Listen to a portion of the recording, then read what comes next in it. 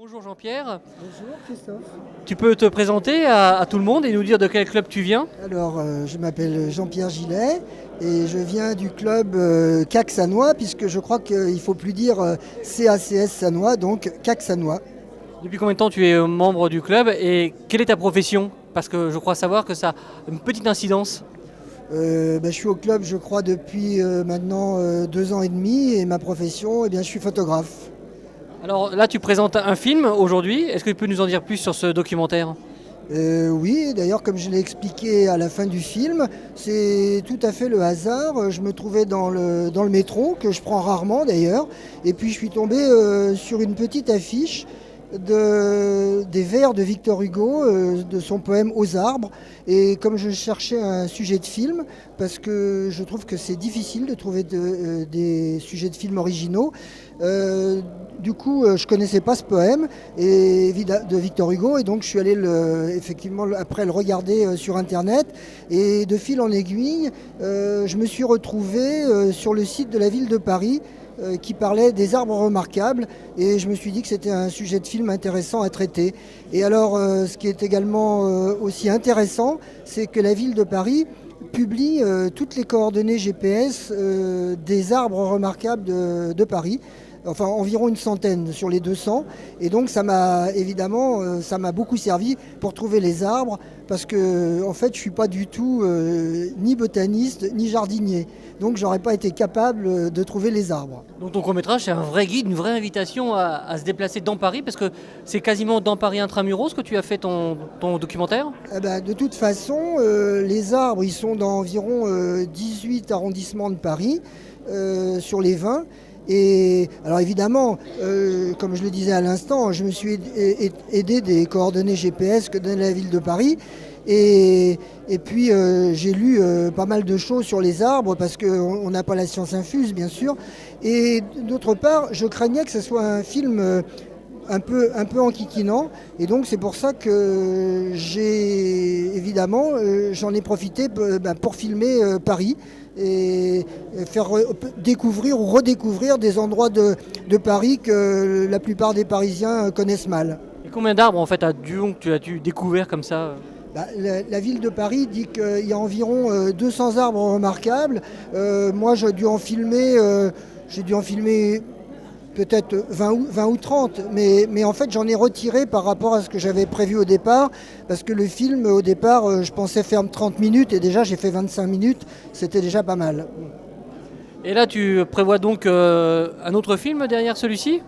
À l'heure actuelle, je vais continuer déjà mon film sur le lac Baïkal, que j'ai commencé en été, qui existe déjà d'ailleurs dans une première mouture, et je vais donc le continuer avec le lac Baïkal en hiver, complètement pris par la glace, et ce qui est assez extraordinaire, et surtout en opposition complètement avec l'été.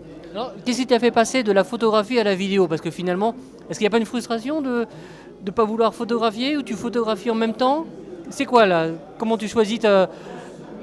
Non, non, je suis absolument pas frustré. De toute façon, la photo, c'est quelque chose qui m'a toujours beaucoup intéressé.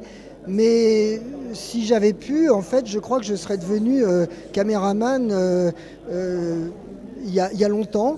Mais ce qu'il y a, c'est qu'à l'époque où je me suis intéressé à la vidéo pour un photographe, c'était pas très très bon au niveau qualité. Donc je me suis pas lancé là-dedans. Mais on va dire peut-être que dans la photo, je trouve que ce qui est un peu difficile des fois, c'est de rendre le mouvement. Et donc la vidéo m'a permis de pallier ce genre de problème. Donc j'aime beaucoup ça, je dirais que c'est vraiment mon dada, et mon dada, voilà, c'est un vrai dada, et je suis très heureux. En plus le montage, ça me donne beaucoup de satisfaction, parce que je crois qu'on peut faire passer beaucoup d'idées avec le montage dans un film. Et alors, concernant la musique, concernant la voix off, comment tu appréhendes ce genre d'étape en fait de ton film? Alors, en ce qui concerne la voix off, moi je trouve que c'est pratiquement ce qui est le plus difficile à trouver lorsqu'on fait ce genre de film. Et je dirais, je ne sais pas si je peux dire, j'ai eu la chance là, sur mes 2 derniers films, d'entendre des gens que je connaissais sur leur répondeur. Et c'est le fait de les entendre sur leur répondeur qui m'a donné envie de les prendre. Pour le lac Baïkal, ça a été exactement pareil. C'est en fait l'ingénieur du son chez qui j'allais enregistrer les commentaires.